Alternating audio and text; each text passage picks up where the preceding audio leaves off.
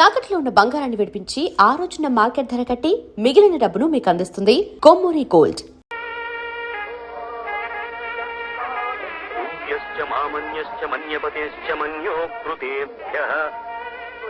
బాబు ధర్మం చెయ్యండి బాబు, కళ్ళు లేని కబోదిని ధర్మం చెయ్యండి తల్లి.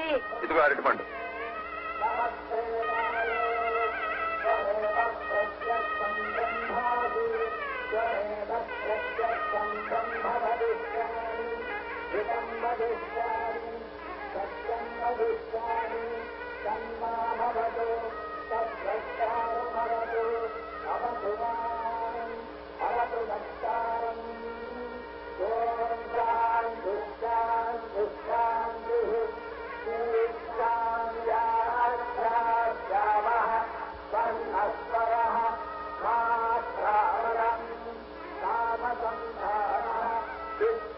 తీసుకోమ్మా.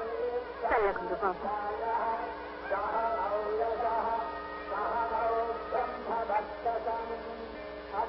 ఆగు బాబు, నీ పేరేంటి? మంత్రాలు చేపిస్తున్నావా? ఆ బుద్ధిదాని అవస్థ చూసావు కదా, సహాయం చేయకూడదు. తోటి మనిషికి సహాయం చేయకూడదని మంత్రాలు చెప్తున్నాయా? జీవాత్మ పరమాత్మ అని నీవుడే చెప్పాడు కదయ్యా, కుర్రవాడివి కదా, నీకు తెలియదు. కానీ విను, దేవుడు నీకిచ్చిన 2 చేతుల్లో ఒకటి నీ కోసం, రెండోది పక్కవాడి చేయూత కోసం.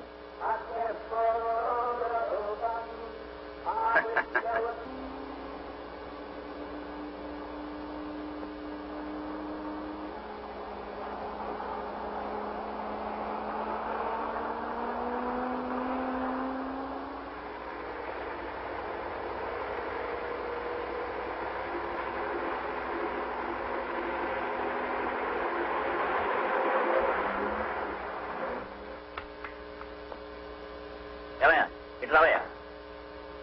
దండాలండి. ఏ ఊరిది? రామాపురం అండి. అవును, ఈ ఊళ్ళో పోలీస్ స్టేషన్ ఎక్కడుంది? ఫోన్ చేయాలి. దానిలో ఎంపీ గారు ఉన్నారు. దండాలండి, ఈ ఊళ్ళో పోలీస్ స్టేషన్ లేదండి. పోనీ చుట్టుపక్కల ఏమైనా పోలీస్ స్టేషన్ ఉన్నాయా? 25 మైళ్ళ దూరంలో పోలీస్ స్టేషన్ ఉండదండి. పోలీస్ స్టేషన్ లేదా? అయితే ఇది బాగా వెనకబడిన ప్రాంతం అన్నమాట. కాదండి, ఈ ఊళ్ళో ఏవైనా నేరాలు జరిగితేనే కదండి పోలీస్ స్టేషన్ కావాలి. అట్లాంటివి ఏమీ ఇక్కడ జరగవండి. ఈ ఊళ్ళో నేరాలే జరగవండి అయ్యా. అయితే టౌన్కి వెళ్ళి ఫోన్ చేసుకుందా? నోడవయ్యా, ఈ ఊరు వరస చూస్తుంటే చాలా విచిత్రంగా ఉంది. ఇదే కాదండి, ఇట్లాంటి చిత్రాలు చాలా ఉన్నాయండి ఈ ఊళ్ళో. ఆగండి. ఇలాంటి పని ఈ ఊళ్ళో జరగడానికి వీల్లేదు. ఈ ఊరి పొలి మేరలో ఇటువంటి ఎవరు తాకూడదు. ఇది మా ఊరు కట్టుబాటు. కావాలంటే ఊరు అవతలకి తాగండి. అవును, ఇట్లాంటి మా ఊళ్ళో జరగడానికి వీల్లేదు. ఇదేమనుకుంటున్నావా? మంచి నీళ్ళయ్యా మహానుభావ. మంచినీళ్ళు రేయ్, అది సీసా మాత్రం చాలా తీసారా? తాగండి బాబు, తాగండి. ఈ ఊళ్ళో పోలీస్ స్టేషనే లేదట, ఎవరు నేరాలు చేయరట, ఎవరు తాగరట, ఎవరిని తాగించరట. అంటే పార్టీ బాగా పనిచేస్తుందన్నమాట. ఈ ఊళ్ళో ఏ పార్టీ స్ట్రాంగ్గా ఉందయ్యా? కాంగ్రెసా? కాదండి. తెలుగుదేశం? జనతా? కాదండి, ఇండిపెండెంట్ అండి. ఇండిపెండెంట్? అవునండి, అందరూ చిన్నబాబు పార్టీయేనండి. ఎవరయ్యా చిన్నబాబు? ఆరేనండి చిన్నబాబు గారు. దేవుడి కన్నా ఎత్తులో నిలబడ్డాడే. మా ఊరికి ఆయనే దేవుడండి. నమస్కారం చిన్నబాబు గారు. నమస్కారం. నా పేరు సూర్యం, అంతా చిన్నబాబు అంటారు. నా పేరు సత్యనారాయణ, పార్లమెంట్ మెంబర్. అలాగా? ఊళ్ళో జనం మీ గురించి చెప్పడం విని కనీసం మీరు నాకన్నా 10 ఏళ్ళైనా పెద్దవారై ఉంటారనుకున్నాను. నిజంగా చిన్నబాబు, ఇంత చిన్న వయసులో ఇంత క్రమశిక్షణ వీళ్ళలో ఎలా సాధించగలిగారు? ఇందులో నేను సాధించిందే ఉందండి. మా ఊరిని పట్టి పీడిస్తున్న ఒకే ఒక సమస్య తాగుడు. అన్ని నేరాలకు అదే మూలం.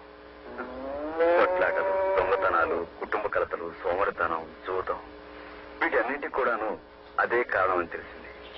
వాటిని ఆపడానికి, గ్రామస్తుల్ని నిర్మాణాత్మక ముగ్గు చూపించడానికి తాగుడు మానిపించడమే మార్గం అని నాకు తోచింది. అందరిలో ఒక్కడిని నేను, నాలాంటి వారే అందరూ అన్న సామాజిక స్పృహ ప్రతి ఒక్కరిలోనూ కలిగించాను. ఒక్కొక్కరుగా అంతా బాగుపడ్డారు. దాంతో ఊరే బాగుపడింది. ఇదంతా బంజరు భూమి. ఇప్పుడు సాగులోకి తెచ్చాం. పొలం అందరిది, పని అందరూ చేయాలి. అలాగే పంట కూడా అందరిది. నమస్కారం. ప్రతిరోజు ప్రతివారు ఏదో ఒక ఉపయోగకరమైన పని పెట్టుకుని దాన్ని ఆ రోజే పూర్తి చేయటం నమస్కారం. దాన్ని ఆ రోజే పూర్తి చేయటం మా గ్రామానికి ఉన్న కట్టుబాటు. నమస్కారం.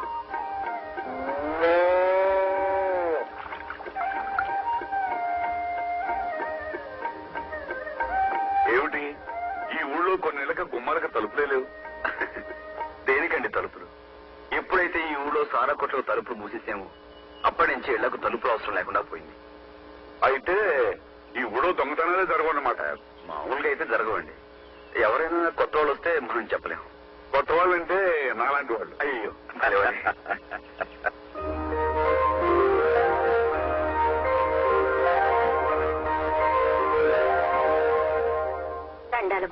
అరే అరే ఏమిటి మా అమ్మ ఇది?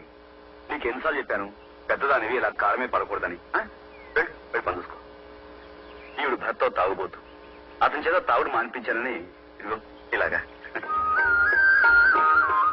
నీటి సమస్యను తీర్చుకోవడం కోసం శ్రమదానం చేసి ఇదిగో ఈ నీళ్ళ ట్యాంకును మేమే కట్టుకున్నాం. మేము ఏ రోజు ప్రభుత్వ సహాయాన్ని ఆశించలేదు. అంటే మేమే ఒక ప్రభుత్వం మా ఉద్దేశం కాదు. మా పని మేము చేసుకునేందుకు ప్రభుత్వం మీద ఆధారపడాల్సిన అవసరం లేదనుకున్నాం అంతే. దండాలయ్యా.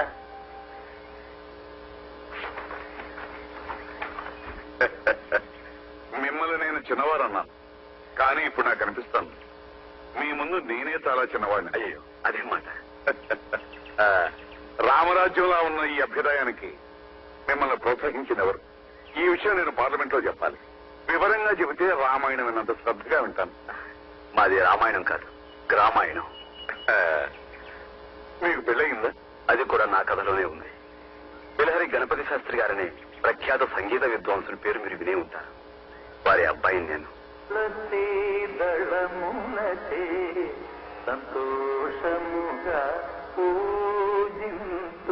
సుప్రసిద్ధ వాగ్గేయకారుల వంశం మాది. వంశానికి వన్ని తెచ్చే విద్వత్తు మా నాన్నగారిది. మా వదిన అమ్మలేని నాకు అమ్మైనా అక్కైనా నేస్తమైనా అన్నీ తనే అయ్యి ఆదుకుంది. అన్నయ్య పేరు ఉదయం. నోరు లేని మూగవాడు. సరస్వతి లోగిల్లో పుట్టి నోరారా పాడలేని దురవస్థ రాకూడదని నోరారా సన్నాయి రాగాలు నేర్చుకున్న పట్టుదల గల మనిషి.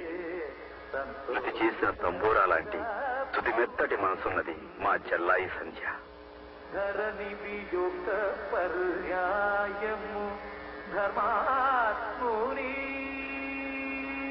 మాకందరికీ దైవం మా నాన్నగారు.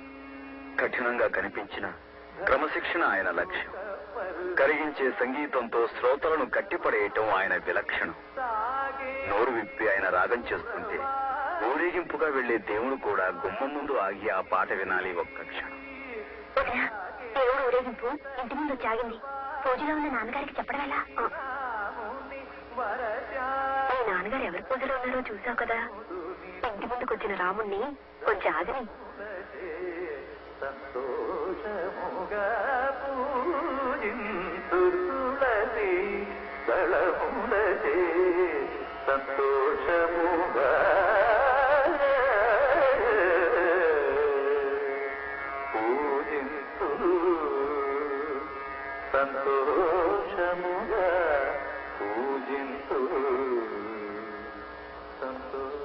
మా నాన్నగారంటే మాకందరికీ భయం, భక్తితో కూడిన భయం. ఎందుకంటే ఆయన కేవలం మా నాన్నగారు మాత్రమే కాదు, శ్రద్ధగా మేము పాద పూజ చేసే మా గురువు గారు కూడా ఆయనే.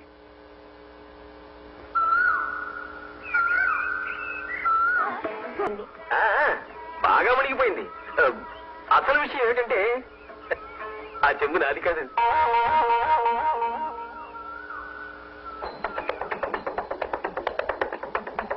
ఆ చెంబు అర్థంలో లేవు. ఎందుకన్నా మంచిది, మీరు పరిగెత్తండి, నేను తోడొస్తాను. మీ పేరేంటండి?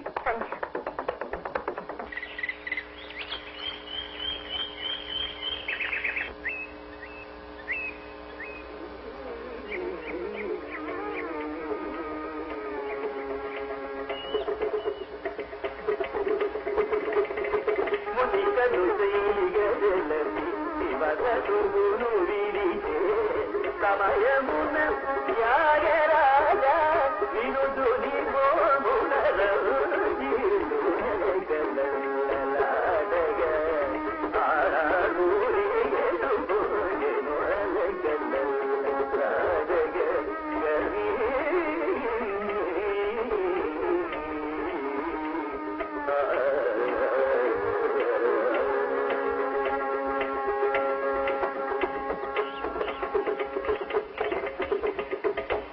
నమస్కారం.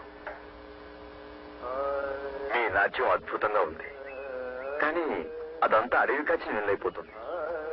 సరే, మీరు ఈ కొండ మీద ఇలా నిర్జనంగా ఎందుకు నాట్యం చేస్తున్నారు? ఎవరిని అడిగినా అదో పెద్ద కథ అంటున్నారే గాని అసలు కథ ఏమిటో ఎవరు చెప్పడం లేదు. దయచేసి మీరేనా చెప్పండి.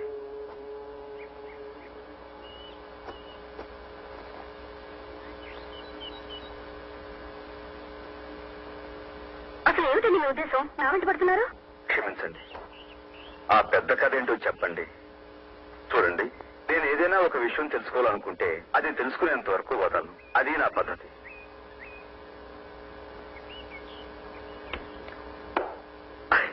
అదేంటి? బొమ్మ అయితే చెప్తాను, ఒడిసైతే చెప్పను. ఇది నా పద్ధతి. బొమ్మే. చెప్పండి. పెద్ద కథ కదా, ఇలా కూర్చొని చెప్పుకున్నా. పెద్ద కథ ఏం కాదు, చాలా చిన్న కథ. చిన్న కథ? నేను హరిజనుల అమ్మాయిని, అదే కథ. అయితే దేవి నవరాత్రులు 9 రోజులు గుడిలో నాట్యం చేయాలని నా సంకల్పం. కొంతమంది గొడవ చేశారు. హరిజనులు గుడికొస్తే దేవుడు అపవిత్రమైపోతాడన్నారు. సర్లేండి, ఎంత దూరంలో ఉంటే మీ దేవుడు పవిత్రంగా ఉంటాడని అడిగాను. 100 గజాలు, 200 గజాలు, పోనీ 500 గజాలు చాలా నండి, చేసిస్తారా?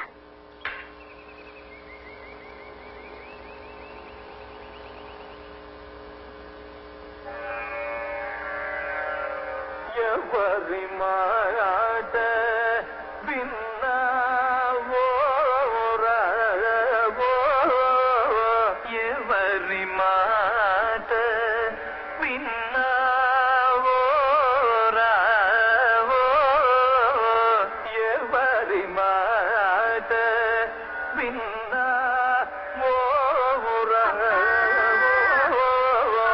కవళంతల్లే పిడికిడు వన్నం పెట్టించండి అమ్మా తల్లే.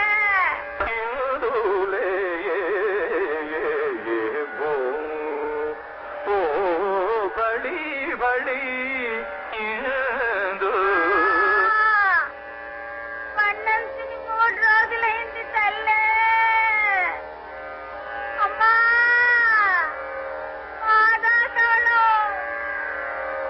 అమ్మా ఎవరి మాట విన్నా.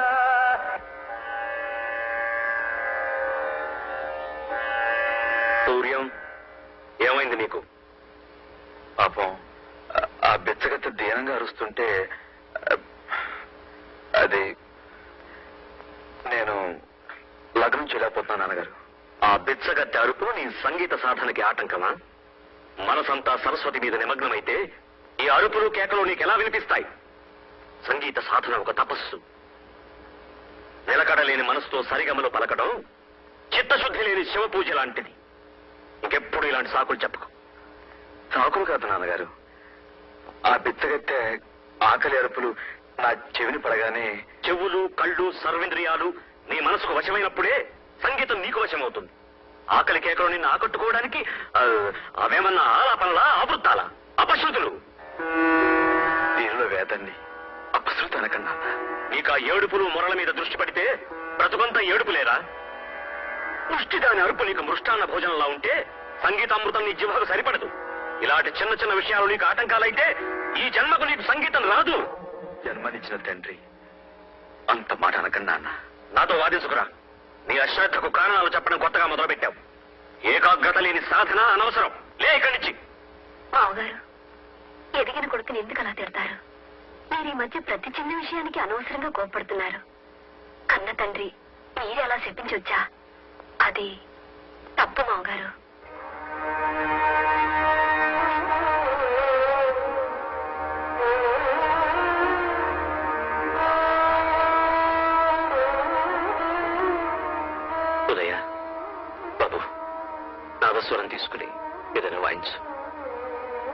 మనసు శాంతి పడాలంటే ఇప్పుడు నాకు సంగీతం కావాలరా.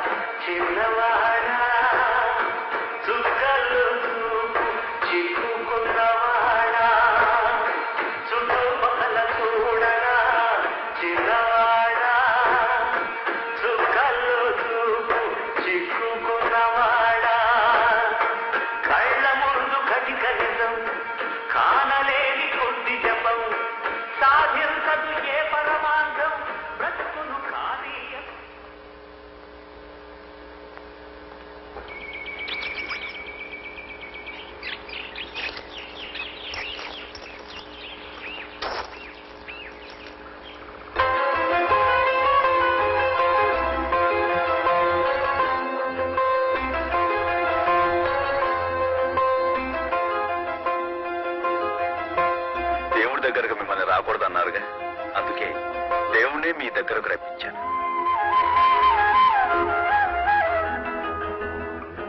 మీరు మొదలు పెట్టండి.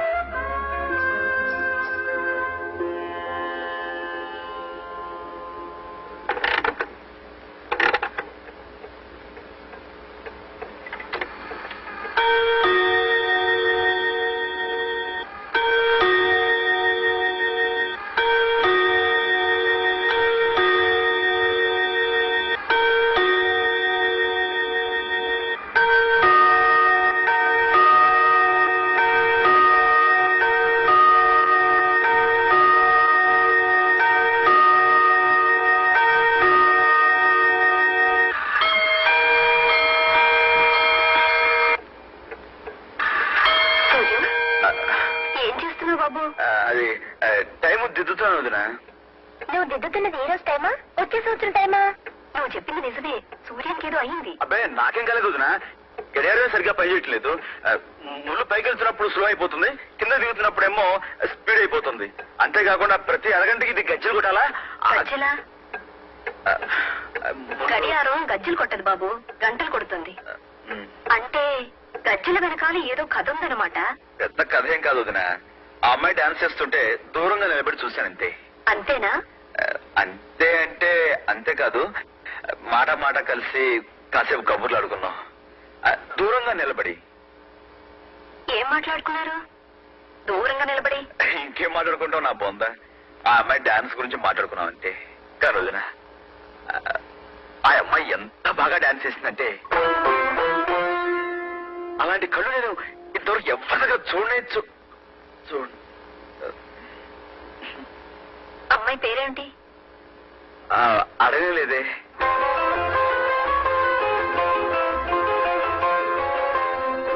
ఏమండి, నేను మీకోసమే వచ్చానండి. నాకోసమా? ఎందుకు? అదేనండి, ఆ రోజు మనం కలుసుకున్నాం, సరదాగా మాట్లాడుకున్నాం. కానీ అదేమిటో ఒకరి పేరు ఒకరు అడగటమే మర్చిపోయాం. మీ పేరు నాకు అవసరం లేదు, అందుకే అడగలేదు. అంతే. అంటే నా పేరు తెలుసుకోవాలని మీకేమాత్రం, అంటే అది కొంచెం కూడా ఇది. మీ పేరు నాకెందుకండి? నిజమే, వదిలేయండి. పోనీ మీ పేరేమిటో అదైనా తెలుసుకోవచ్చా? వస్తాను. నా పేరు మీకు కావాలి అంతేగా? ఆగండి ఆగండి ఆగండి. మీ పేరేమిటో నేనే చెప్తాను. మీ కళ్ళు విశాలంగా ఉంటాయి కాబట్టి మీ పేరు విశాలి. మీ మొహంతా పద్మలా ఉంటుంది కాబట్టి పద్మావతి. శుభ, స్వప్న, రంభ, ఊర్వశి, మేనక, తిలోత్తమ, వైజయంతిమాల. సరేనండి, మీ పేరేమిటో మీరే చెప్పండి.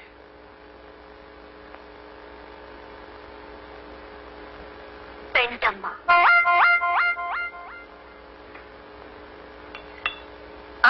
రా సూర్యం, కూర్చో. అమ్మాయి పేరు అడిగావా? నాకు తెలుసులే, నీకు ఈ రోజు పొద్దే తెలీదు. ఇంతకీ పేరేమిటి?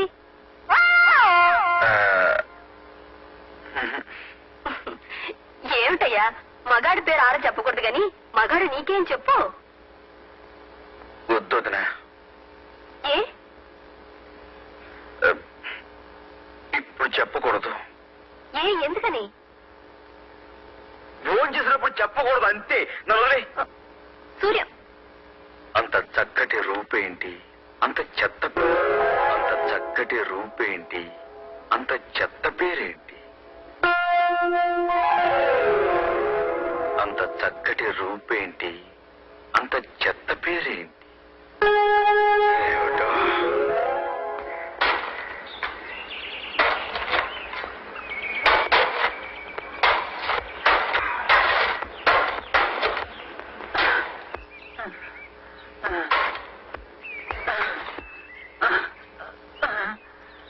తాత, ఇటు ఇలా కూర్చో, కూర్చో.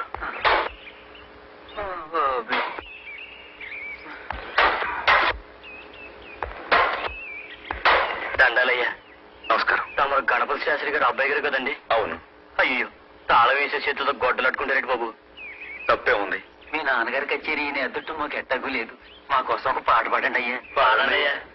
పాడండి బాబు, పాడండియ్యా.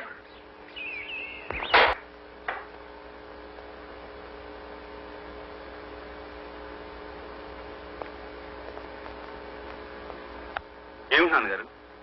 నా వయసు ఎంతో తెలుసా? అదేమి నాన్నగారు? తెలుసా? 58 ఉండొచ్చు. నేను ఏ వయసు నుంచి సంగీత సాధన ప్రారంభించానో తెలుసా? 6 ఏళ్ళు.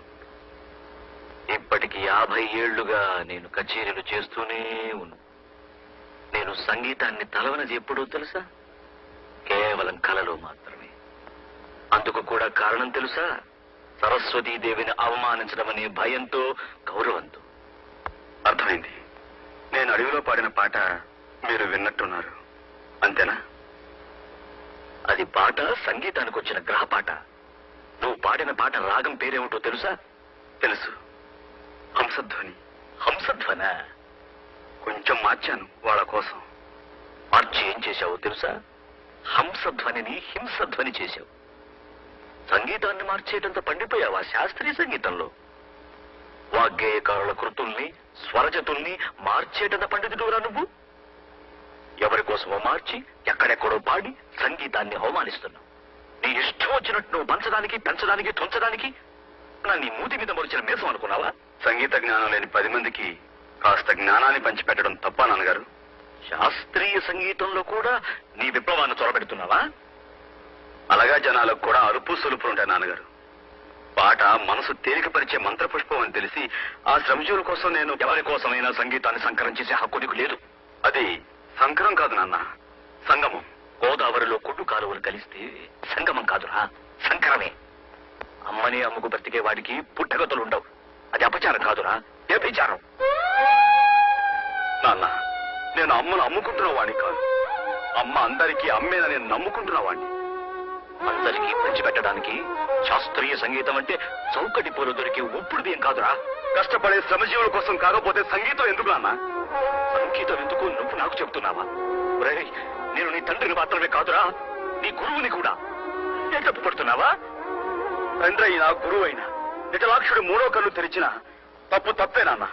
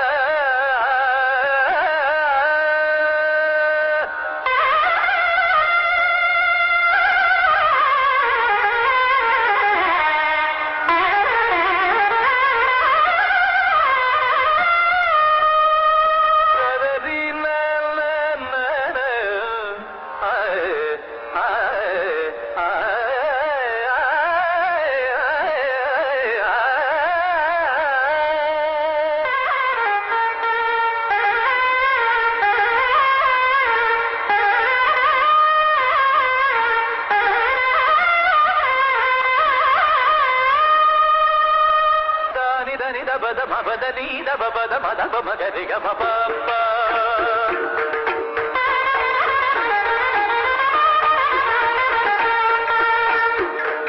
సరిగ సరిగ పద గ మద ని మా పద ని ని దబ ప